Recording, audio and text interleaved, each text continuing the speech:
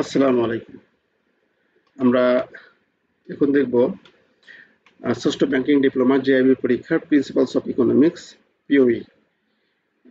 আগে বলেছি যে ইকোনমিক্সের ৩টি অধ্যায় যদি আপনারা দেখেন আর লাগবে না, এই ৩টি অধ্যায় যথেষ্ট আপনার ভালো করার জন্য। তো আপনার উপর নির্ভর করবে, আপনার এনার্জির উপর নির্ভর করবে কতটুকু দেখবেন। যে এনার্জি থাকার কথা না, আমরা তার মধ্যেও এই প্রথম অধ্যায় একটি, এখান থেকে আমাদের প্রশ্ন তো হবেই, এবং সহজ প্রশ্নগুলো এখান থেকে আমরা হয়, মানে চিত্র ছাড়াও হয়, ২-৩টা প্রশ্নের চিত্র আছে, তারপরে চিত্র নেই আমাদের। তো ইকোনমিক্সে আমরা দেখব, গতদিন আমরা দেখেছিলাম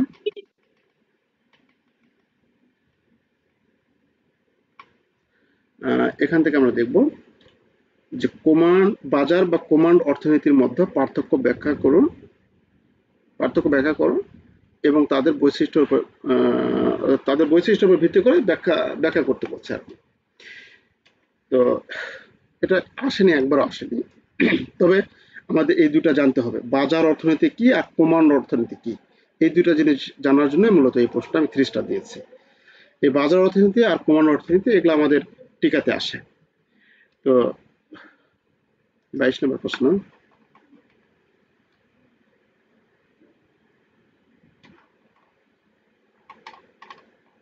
কালকে তো এটি আমরা দেখেছি, এটা ওনার কিন্তু গুরুত্বপূর্ণ প্রশ্ন, এটা দেখে নেবেন।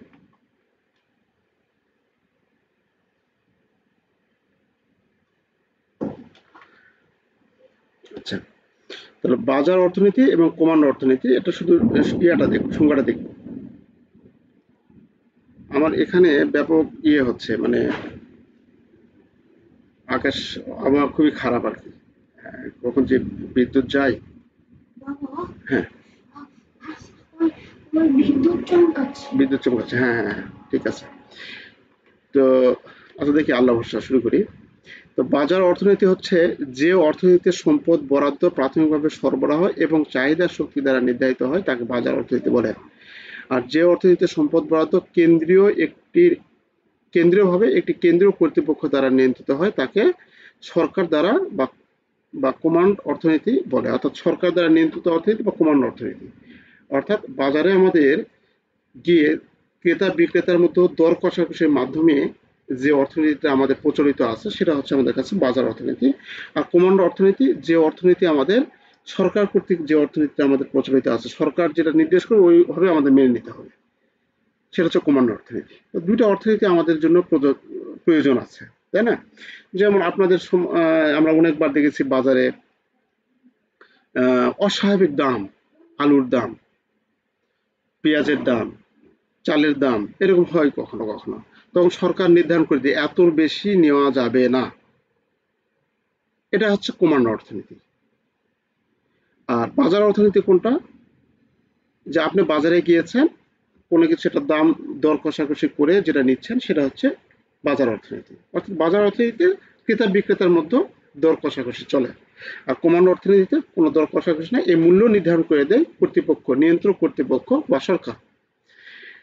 এখানে বলা আছে এই অর্থনীতিতে সরকারের ভূমিকা সীমিত, এই অর্থনীতিতে সরকারের উল্লেখযোগ্য নিয়ন্ত্রণ রয়েছে। আচ্ছা, এখানে আর কিছু বলার নেই, মূলত এই দুটো বিষয় আপনাদের জানার জন্য এটা বলা, যে মানে ৩ স্টার দেওয়া, বাজার অর্থনীতি এবং কমান্ড অর্থনীতি। আমরা পরে দেখব এটা এটা ৩ স্টার দেওয়া নেই, তবে আপনাদের জানা জরুরি, এটা জানা জরুরি একটু হচ্ছে। আমরা তো এর আগে সুযোগ ব্যয় দেখেছি, তাই না? সুযোগ ব্যয়, অপরচুনিটি কস্ট কি? একেবারে খাঁটি ব্যাংকের ভাষায় যদি আমি একটা উদাহরণ দিই, সেটা হচ্ছে একজন গ্রাহক আপনার ব্যাংকে গিয়েছে একটি হয়তো সঞ্চয়পত্র ক্রয় করার জন্য। আপনি তাকে সঞ্চয়পত্রের পাশাপাশি আপনার ব্যাংকের যে একটি প্রোডাক্ট এফডিআর আছে, ৩ মাস মেয়াদি বা ১ বছর মেয়াদি বা ২ বছর মেয়াদি, এরকম আমাদের এফডিআর আছে, সেই এফডিআর এর কিছু গুণাগুণ বললে গ্রাহক আকৃষ্ট হয়ে সেটা এফডিআর করলো। তাহলে গ্রাহক সঞ্চয়পত্র কিনলে দেখা যাচ্ছে যে সেখানে হচ্ছে 1,000 টাকা সুদ ইন্টারেস্ট পাইতো, আর আপনারা এখানে পাচ্ছেন 900 টাকা মনে করুন। তাহলে এখানে আপনি কিছু সুবিধার কথা বলছেন, আপনার এফডিআর কথা সুবিধার কথা বলছেন, আপনার গ্রাহক এখানে করেছে। তাহলে এই যে 900 টাকা পাচ্ছে, গ্রাহক 1,00,000 টাকার এফডিআর করছে, করার ফলে যে 900 টাকা করে ইন্টারেস্ট পাচ্ছে প্রতি লাখে, এর ফলে কিন্তু এই সঞ্চয়পত্রে এটা পাচ্ছে না, সে কারণ তো সে তার সঞ্চয়পত্র করেনি। তাহলে গ্রাহকের আছে কি সীমিত পরিমাণ সম্পদ, কত সম্পদ আছে 1,00,000 টাকা। এই 1,00,000 টাকা যখন বিনিয়োগ করছে আপনার ব্যাংকে, সেক্ষেত্রে 900 টাকা ইন্টারেস্ট পাচ্ছে, কিন্তু সঞ্চয়পত্রে ইন্টারেস্ট পাচ্ছে না। এই যে এফডিআর করার ফলে সঞ্চয়পত্রের যে ইন্টারেস্টটা হারাচ্ছে বা পাচ্ছে না, একে বলে সুযোগ ব্যয়। সে তার ব্যয়টা হচ্ছে কত, এই সুযোগটা গ্রহণ করার ফলে, এফডিআর এর সুযোগটা গ্রহণ করার ফলে তার ব্যয়টা হয়ে যাচ্ছে কত, 1,000 টাকা। ব্যয় তো হয়ে যায়নি, মানে ব্যয়টা, তার লাভটা হারাচ্ছে কত, সেটার নামে হচ্ছে সুযোগ ব্যয়। তাহলে এফডিআর করার সুযোগ ব্যয় হচ্ছে কত, 1,000 টাকা। এটাকে বলে সুযোগ ব্যয়। আচ্ছা, আপনারা আশা করি এটা বুঝছেন, এটা আগেও বলছি আমি। এখন এখানে বলা আছে, আপনি একটি বাস্কেটবল পুলে বিডিটি 100 টাকা জিতেছেন, 100 টাকা জিতেছেন। আচ্ছা, আপনার কাছে এখনই অর্থ ব্যয় করা, এবং মানে আপনার কাছে অপশন আছে, ওই 100 টাকা এখনই আপনি খরচ করতে পারেন, অথবা 5% সুদ প্রদান করে এমন একটি ব্যাংক অ্যাকাউন্টে 1 বছরের জন্য জমা রেখে দিতে পারেন আপনি। তাহলে এখন 100 টাকা খরচ করার সুযোগ ব্যয় কত? দেখুন, এই দুটো বিশ্লেষণ করলে কিন্তু পাচ্ছেন, আপনি 100 টাকা এখনই খরচ করতে পারছেন, অথবা 100 টাকা একটা ব্যাংকে জমা করে রাখতে পারছেন। তাহলে 100 টাকা খরচ করার সুযোগ ব্যয় হচ্ছে এই যে টাকাটা আছে। হ্যাঁ অর্পা, হ্যাঁ অর্পা, হ্যাঁ আসছে আসছে অর্পা। ঠিক আছে, থ্যাংক ইউ, থ্যাংক ইউ, জি জি জি জি, thank you, thank you, thank you, thank you, thank you Arpa, thank you. আমি একটা ক্লাসে আছি। ঠিক আছে, জি, ওয়ালাইকুম আসসালাম। তাহলে এখানে, সরি, এখানে 100 টাকা সে খরচ করতেছে, এই খরচ এখন যদি খরচ করে, তার মানে 5% সুদ পাচ্ছে না সে, তাই না? তাহলে 5% যে সুদ পাচ্ছে না, তার মানে 100 টাকা খরচ করার কত, 5% সুদ কত, 100 টাকার 5 টাকা, তাই না? তাহলে 5 টাকা সে পাচ্ছে না, এই 5 টাকা হচ্ছে সুযোগ ব্যয়। এটা এখানে আলোচনা করা আছে। এটা কি বুঝেছেন আমার কথাটা?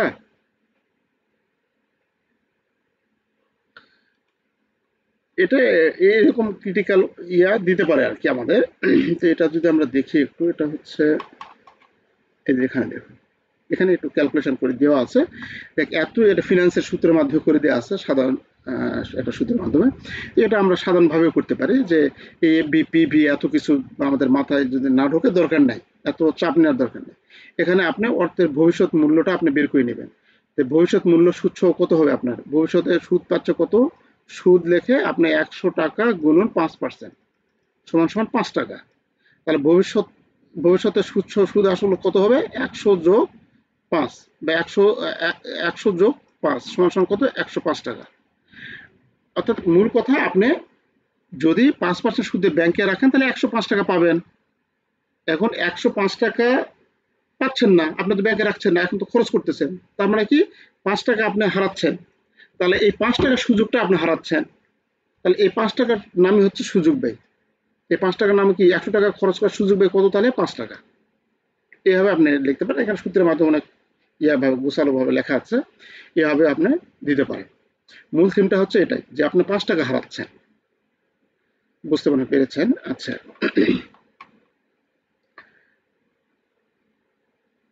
বিভিন্ন অর্থনৈতিক মডেল সম্বন্ধে আসে নাই, কিন্তু আপনাদের আলোচনা আছে, আসার সম্ভাবনা আছে, স্টার চিহ্ন দেওয়া হয় নাই, এই বিষয়ে কি আলোচনা আছে? হ্যাঁ, অর্থনৈতিক মডেল এসেছিল, এই যে অর্থনৈতিক মডেলগুলো, এটা ফিফতে আসছিল, এটা আমাদের দেবার মডেলের সম্পর্কে আর দেখবই না আমরা। এখানে হচ্ছে মাইক্রো ইকোনমিক্স এবং ম্যাক্রো ইকোনমিক্স এর মধ্যে বৈশিষ্ট্য কি, ওই যে প্রথমে আমরা দেখছিলাম, বৈশিষ্ট্য দেখিনি, পার্থক্য দেখেছিলাম। এই যে এই যে পার্থক্য দেখেছিলাম, এই যে 2 নম্বরে, কি হবে, ব্যষ্টিক অর্থনীতি সামষ্টিক অর্থনীতি থেকে আলাদা। ব্যষ্টিক কি, এই যে মাইক্রো ইকোনমিক্স, আর সামষ্টিক কি, এই যে ম্যাক্রো। এই জিনিসটা মানে উচ্চারণটা বাংলায় করে লিখে দিচ্ছে প্রশ্ন। এখন আপনি ব্যষ্টিক সামষ্টিক পড়ে গেছে, সেক্ষেত্রে দেখা যাচ্ছে যে একটু অন্যরকম লাগতে পারে, যে কি ব্যাপার, আমি তো মাইক্রো ইকোনমিক্স আর ম্যাক্রো ইকোনমিক্স তো দেখিনি, তাই না? তাহলে এই প্রশ্নটা আমি তো পড়ে গেছি সামষ্টিক আর ব্যষ্টিক, সামষ্টিক আর ব্যষ্টিক পড়ে গেছে, আসছে হচ্ছে কি, আসছে হচ্ছে ওই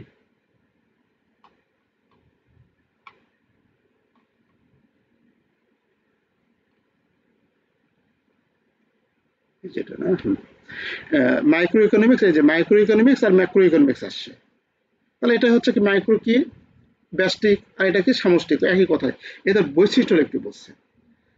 এটা হচ্ছে ক্ষুদ্র পরিসরে বা সীমিত একটা ফ্যামিলির বা একটা পরিবারের বা একটা কি বলে, একটা প্রতিষ্ঠানের বা যে কোনো একটা গোত্রের ইকোনমিক্সের যে পরিসংখ্যানটা, সেটা। আর ম্যাক্রোটা হচ্ছে একটা জাতিগত, একটা একটা বাঙালি জাতি বা বাংলাদেশের একটা দেশের ভৌগোলিক সীমারেখার মধ্যে একটা যে অর্থনৈতিক তত্ত্বগুলো নিয়ে আলোচনা করা হয়, সেটা হচ্ছে ম্যাক্রো ইকোনমিক্সের মধ্যে। তাহলে এর বৈশিষ্ট্য হচ্ছে কি, এটা সীমিত পরিসরে, আর এটা হচ্ছে কি বৃহৎ পরিসরে। এটা আমরা গতদিন দেখেছি, গতদিন না, তার আগে দেখেছি আমরা ম্যাক্রো এবং মাইক্রো ইকোনমিক্স কাকে বলে। অর্থশাস্ত্র, অর্থশাস্ত্র গুরুত্বের অধ্যয়ন, অধ্যয়নের গুরুত্ব আলোচনা করুন। তো এখানে আমাদের অধ্যয়নের গুরুত্ব এগুলো তো আর মানে বলা বা লেখার কিছু নেই, এটা দেখে নেবেন।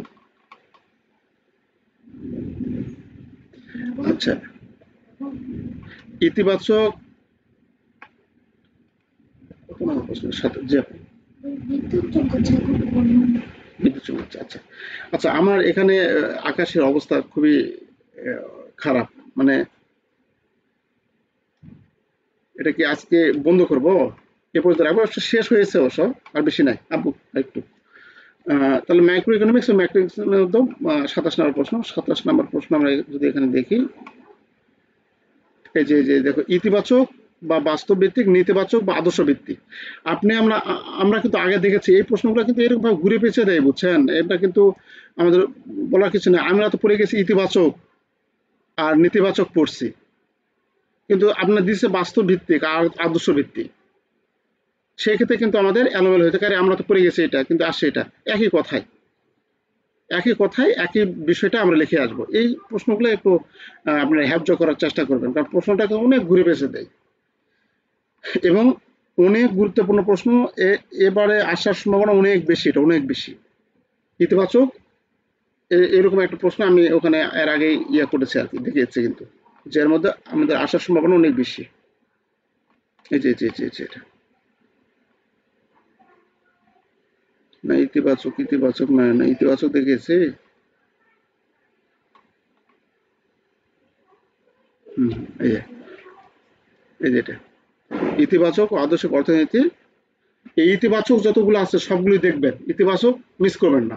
ইতিবাচক এবং আদর্শিক যে অর্থনীতি আছে, এটা পুরোটা দেখবেন, যতগুলো কোশ্চেন আছে এর মধ্যে থেকে দিবেই, প্রশ্ন হবেই এর মধ্যে থেকে। আচ্ছা, তো এটা অর্থনীতির মধ্যে পার্থক্য আলোচনা করতে বলছে, পার্থক্য এখানে দেওয়া আছে। মাইক্রো ইকোনমিক্স এবং ম্যাক্রো ইকোনমিক্স এর মধ্যে বৈশিষ্ট্য লিখুন। যেটা এই বৈশিষ্ট্য আমরা দেখেছি আগে, পার্থক্য দেখেছি, বৈশিষ্ট্য। রাজাক ভাই, জি, রাজাক ভাই, জি বলুন। আচ্ছা, ওই যে পার্থক্যটা ওই ছক আকারে দিলে ভালো হবে, না এই যে আপনার এমনি একটার পর একটা লাইন আকারে লিখলে হবে? আচ্ছা, পার্থক্যটা আমরা তো ছোটবেলা থেকে অভ্যস্ত ছক আকার দিয়ে, এবং ছক আকারে, হ্যাঁ। হ্যাঁ, ছক আকারে দিলেই বেশি ভালো হয়, দেখতেও ভালো হয়, আমরা লিখতেও সুবিধা পাই। আর এটা আমি যে এক্সাম দেখবে তারও সুবিধা হবে দেখতে। হ্যাঁ, যে যে খাতা দেখবো তার সুবিধা হবে। এটা আমি পার্থক্য করতে চাইছি, আমি ছকটা আমি শেষ মুহূর্তে হয়তো কোনো কারণে ভুলে গেছি, কিন্তু পার্থক্যগুলো বেশিরভাগই আমি ছক আকারে দিচ্ছি। হ্যাঁ, এটা এভাবে দেওয়া আছে, ছক আকারে দিবেন, আপনারা ছক আকারে দিবেন, এটা আমি এবার তার হবে না, আমি সামনেবার চেঞ্জ করবো আপনার জন্য। তো পার্থক্যটা আপনারা ছক আকারেই দিবেন। বৈশিষ্ট্য স্কিপ করে গেলাম, এখানে আমাদের আছে অর্থনীতির সম্পদ কি, 97, 99 আসলে ওই যে পড়েছিলাম। ও সরি, এটা তো 9 নাম্বার, তো আমরা আগেই দেখছি।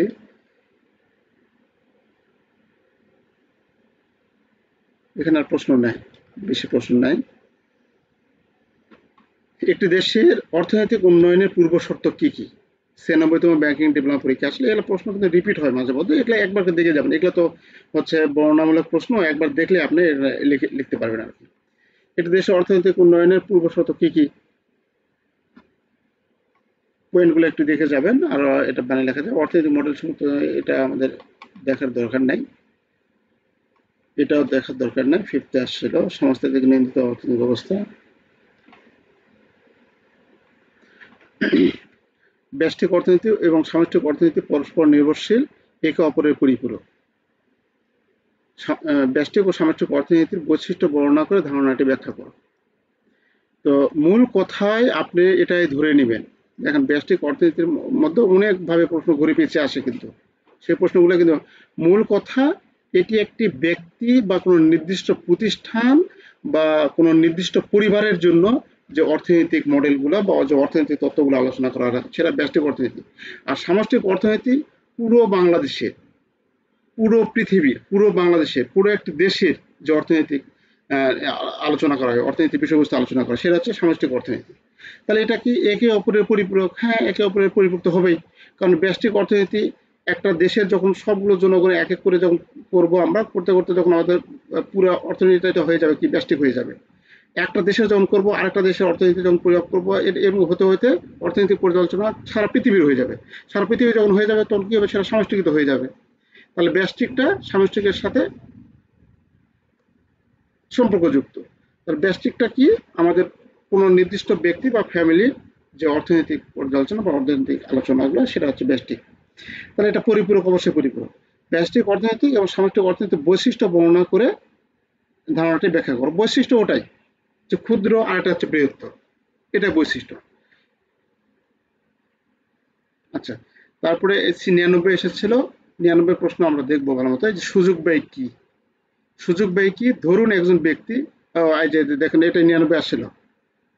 ধরুন একজন ব্যক্তির কাছে নগদ 1 লক্ষ টাকা আছে। খেয়াল করুন, দেখুন এরকম দিছে, তিনি মেয়াদি আমানত হিসাবে ব্যাংকে জমা রাখলে 5,000 টাকা সুদ বাবদ আয় করতেন। তার পরিবর্তে তিনি একটি প্রফেশনাল কোর্সে ভর্তির নিমিত্তে উক্ত অর্থ ব্যয় করার সিদ্ধান্ত গ্রহণ করলেন। তার সুযোগ ব্যয় কত, ব্যাখ্যা করুন। তাহলে এখানে সুযোগ ব্যয় কি হবে?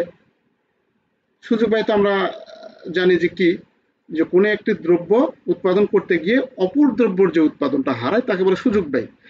বা কোনো একটি লাভ গ্রহণ করতে গিয়ে বা মুনাফা গ্রহণ করতে অপর একটি মুনাফা যে আমরা হারাই তাকে বলে সুযোগ ব্যয়। তাহলে আমরা এখানে সুযোগ ব্যয়টা এটা তো পারবোই। এখন এখানে বলছে আপনার কাছে 1 লক্ষ টাকা রয়েছে, এই 1 লক্ষ টাকা আপনি ব্যাংকে রাখলে 5,000 টাকা পাইতেন। আর এখনই আপনি কি করতেছেন, আপনি কোনো সার্টিফিকেট নেওয়ার জন্য কোনো কোর্সে ভর্তি হলেন। তাহলে এই যে কোর্সে ভর্তি হলেন, এই কোর্সে ভর্তি হওয়ার সুযোগ ব্যয়টা কত? 5,000 টাকা। এটা হচ্ছে সুযোগ ব্যয়। আর আপনি যদি 5,000 টাকা পেতে চান, 5,000 টাকা পান, তাহলে 5,000 টাকার সুযোগ ব্যয় এখানে কোনো ব্যাংকে যদি জমা রাখেন, তাহলে এই ব্যাংকে জমা রাখলে যে 5,000 টাকা পাচ্ছেন, এর সুযোগ ব্যয় হচ্ছে সার্টিফিকেট। আপনার সার্টিফিকেট পাচ্ছেন না। যদি 5,000 টাকা নিতে চান, সার্টিফিকেট পাবেন না। সার্টিফিকেট নিতে গেলে আপনি 5,000 টাকা পাবেন না। তাহলে সুযোগ ব্যয় কোনটা? 5,000 টাকা গ্রহণ করতে গিয়ে আমরা সার্টিফিকেট হারাচ্ছি, সার্টিফিকেট হচ্ছে সুযোগ ব্যয়। আর সার্টিফিকেট গ্রহণ করতে গিয়ে আমরা 5,000 টাকা হারাচ্ছি, 5,000 টাকার সুযোগ ব্যয়। তাহলে সার্টিফিকেট গ্রহণের সুযোগ ব্যয় হচ্ছে কি? 5,000 টাকা। এটাই এটাই অ্যান্সার। 1 লাইনে বা 2 লাইনে বা 1.5 লাইনে লিখবেন এবং সেটা ব্যাখ্যা একটু 2-4 লাইন ব্যাখ্যা করবেন।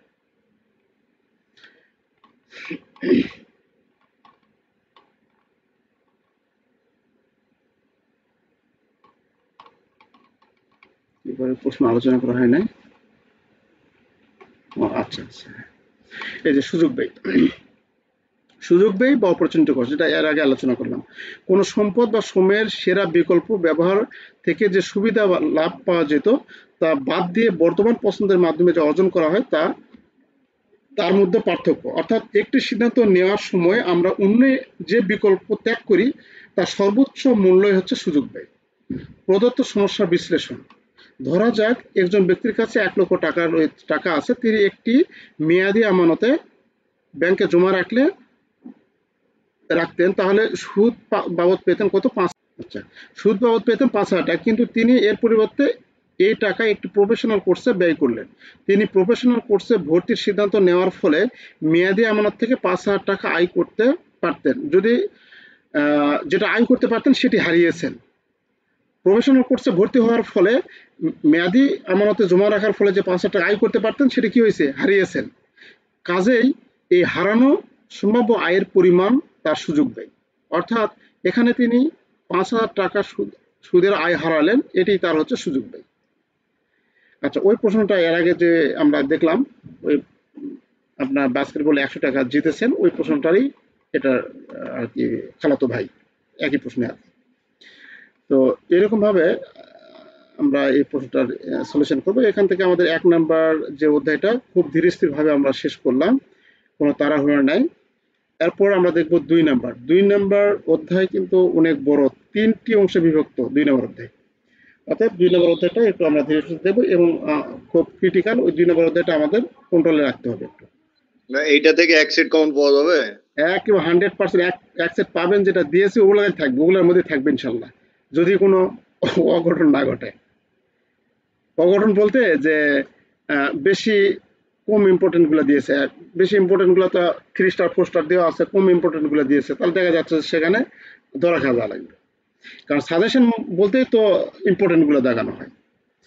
আচ্ছা, এরপরে আমরা সেকেন্ড পার্টটা, সরি, দ্বিতীয় যে অধ্যায়টা আছে, দ্বিতীয় অধ্যায় দেখবো ইনশাল্লাহ, এবং খুব মজার অধ্যায়। তারপরে আরেকটি অধ্যায় আছে, 3টি অধ্যায় এখানে আমরা মেনশন করব। হ্যাঁ, 1 নম্বরে যেটা শেষ করলাম, তারপর 2 নাম্বার, তারপর আরেকটি অধ্যায় আমরা দেখবো ইনশাল্লাহ। তো সবাই ভালো থাকবেন। আসসালামু আলাইকুম। কালকে আছে বেসিক অ্যাকাউন্টিং। বেসিক অ্যাকাউন্টিং নেবেন। আর বেসিক অ্যাকাউন্টিং আরেকটি আমি আপনাদের দেই, আমি যেটা দিয়েছি এরও অতিরিক্ত কিছু হয়তো শীট আমি আপনাদের দিব, সেটা হচ্ছে প্রিন্টেড কপি হয়তো বা দিতে পারবো না, অনেকের কাছে যাবে না, আমি মেইলে পাঠিয়ে দিব আপনাদের, বা হোয়াটসঅ্যাপ গ্রুপে দিব, এবং অত্যধিক গুরুত্বপূর্ণ প্রশ্নগুলো সেখানে আমরা আলোচনা করব এবং দিব আমি। ভাই বই পেলাম না, কিন্তু আমি এখনো মেসেজ পাই ভাই, নাই। আর একটা কথা আমি বলি, এটি পাঠাচ্ছি আমি জয়পুরহাট থেকে, ঠিক আছে? জয়পুরহাট থেকে আগে ঢাকায় যাবে, ঢাকায় থেকে আপনার ওই জেলা অনুযায়ী বিভিন্ন জেলায় ডিস্ট্রিবিউশন হবে ভাই, বুঝছেন? ঢাকা থেকে হলে 1 দিনে বা 1.5 দিনে বা 2 দিনে যেত কোনো জায়গায়, দূরে হলেও। আর আমারটা আগে ঢাকায় যাবে, ঢাকা থেকে বিভিন্ন জেলায় যাবে, এই জন্য একটু দেরি হচ্ছে, তবে পাঠিয়েছি, ইনশাল্লাহ পেয়ে যাবেন।